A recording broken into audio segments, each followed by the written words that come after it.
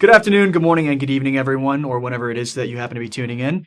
My name is Brian Spencer. I'm with GVR, and welcome to your May episode of Broker's Corner.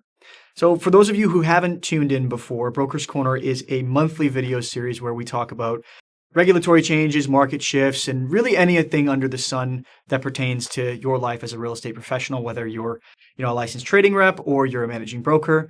Today, I'm joined by a couple of internal guests from GVR, Liz Thompson and Daniel Ryle. We're going to talk a little bit about the new Member Engagement Center and a couple of interesting new tidbits. But before I get into any of that, you guys have some new titles. Some things have changed. Liz, what were you and what are you now? Yes, so I was the manager of the member relations team, and now I'm the manager of the Member Engagement Center. So previously we had a couple of different departments. We had MLS, Member Relations, Help Desk. Now we're all one. Mm-hmm. We won't go too far into it right now. I know that we'll come back to it. Gonna talk about that in a bit. But really, I'm just focused on making sure we have a seamless member experience and that it's all everybody's just coming to the engagement center if there's any help that they need. Right. Any questions that they have. Excellent. And same question to you, Dan. What were you and what are you now? Yeah, thanks. So I was the MLS manager. Mm-hmm. I'm now moving to the manager of service delivery for the engagement center. Right. So I'll be responsible for the services that we deliver and the way that we go about them internally. And then Liz's team will be responsible for actually delivering those services to the members. Right. Okay. So you're more on the internal side. You're more on the external side. Two faces of the same coin sort of thing. That's it. I think I'm designing the engine of the car, and then Liz is driving the car. I get to drive. Yeah. Great. Now, in terms of what we've seen over the past 12 to 18 months, obviously Service Reimagined is a big kind of hot topic in the newsletter, in everyone's conversations around the office. One of those big things was, as you teased it earlier, moving away from kind of a siloed front line to a kind of unified member engagement center. Do you guys want to talk me through what was it before, what do we have now, and why did we make that shift in the first place? Yeah. So before it was, as I mentioned, it was 3 different departments. We had member relations. Formerly, it was even member services, for those that remember that one. We had the MLS department, and we had the computer support department as well. So it was very siloed. If you were looking for help, you had to kind of guess at where you were going to go. Right. Our phone system worked in menu options, so you'd have to listen in and figure out, okay, do I fit in here or do I fit in there? And it was really just disjointed. It worked really well for a time, and it served a really good purpose for a little bit. But now when you phone in, we just wanted to simplify it. So you have one phone number that you call in, you say what you need help with or what your question might be, and you get connected to the person who's going to be best suited to help you. Right. And Dan, you and I were talking not too long ago about people kind of getting bounced around a little bit, and that's, from my understanding, kind of what we're trying to avoid with this new natural language understanding model. Yeah, definitely. Previously, our internal processes, the way that we operated, dictated the way in which members had to get in touch with us. Right. We then made them feel stupid because they had a Paragon issue and they asked for MLS, as you think you would, but it was actually Help Desk. And so we'd end up doing internal transfers. With this, it should just be streamlined. They call in. We're working on upgrading all of our agents so that they know everything about everything, ideally. And we've also built out a load of additional internal tools to help empower any agent to be able to help a member regardless of what the question is. Right. Okay.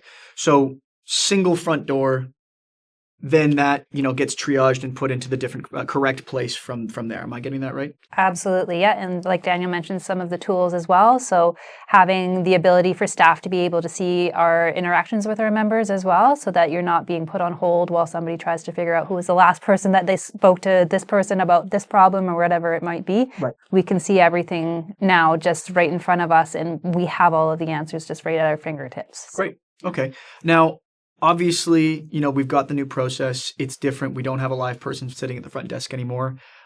Are there best practices? Are there tips and tricks that we can, provide to members to make sure that they have a seamless experience? Because obviously, like you said earlier in our conversation before we got filming, every single, call-in menu is and process is going to be slightly different. So what are a couple of ways that our members can, interact with us better? It's so simple. You just phone us and just say exactly what you need. I think where we're seeing the most issues, and I'll let Dan kind of speak to some of the stats here, is when people are not giving us the question or the help that they need. They're not saying what their need is, and they're hoping that it'll just connect them to an agent. As good as AI is, we can't read minds. So we just need you to basically call in and say exactly what it is that you need help with, and you will be routed to the right person. And is this because people are using language that the AI doesn't understand, or is it just pressing one to try and get to someone, or what is it? The AI is actually really good. So a common question that I get is, will it pick up my accent, or will it be able to differentiate between you speaking or me speaking? And it's excellent at that. Where it's not being able to route you to the right place is if you're just pressing 0, or if you're trying to, it's not going to know where to send you. So in that case, it will send you to our general queue, and you might not be connected with the person who knows how to handle the issue. Okay, so don't mash 0. Yeah, okay. 0 will not work. And Dan, you had a couple of stats? Yeah, well, we definitely acknowledge that the AI natural language understanding isn't perfect. Mm-hmm. When we went live with this 2 months ago, we started out with, I think it was a 78% success rate. So that's the utterance that the member was speaking was being correctly matched to the right skill with 78% accuracy. We review that every 2 weeks. We've uploaded hundreds of new utterances, questions to our database. We're now on 93% success rate. So that means that 93% of all calls that come into the engagement center are successfully being routed to the right person. We also have roughly 10% of our calls are these calls that Liz was just discussing, people wishing to hit 0 or just saying speak to an agent. There's nothing wrong with that. It just creates an additional friction point because you've been asked what it is that you're calling about, and then you get asked that again by an actual person. Right. So it could result in more transfers. Ultimately, you're going to get in touch with the person, and that person should be able to help you though. Right. Okay. Gotcha. Now, why? Why did we go from a live person sitting at a desk to, a technological advance? What was the story there? What was obviously, Service Reimagined is, again, the big project, but was there a driving reason for this?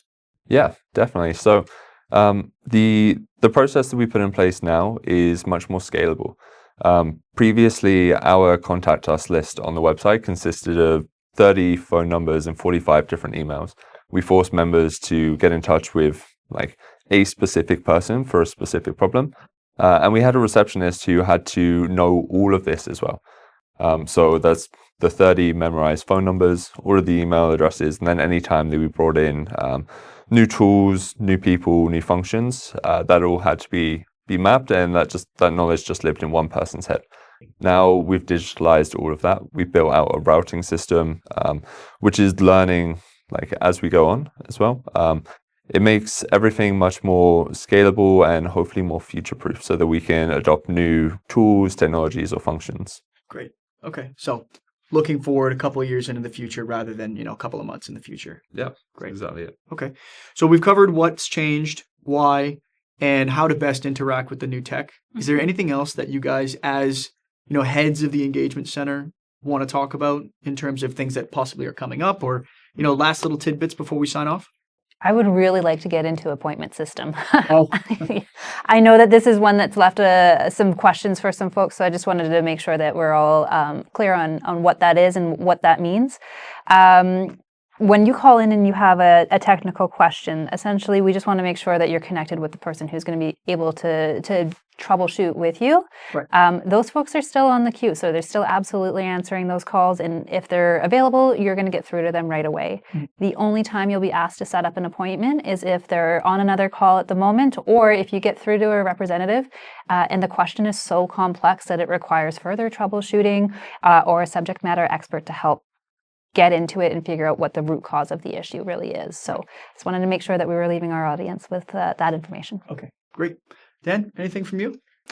For upcoming, I think the most exciting thing that we're going to have this year will be the ability to communicate with us over SMS. Great. We really want to meet the members where they operate. And if they're able to shoot us a quick text message whilst they're sat at a table with their client, and we can provide the support right then and there, that'd be awesome. Okay. So we're hoping that will come out mid to late summer. Beautiful. Excellent. Well, I think that about wraps it up for today. Thank you, everyone, for listening, and we'll see you next time on Broker's Corner.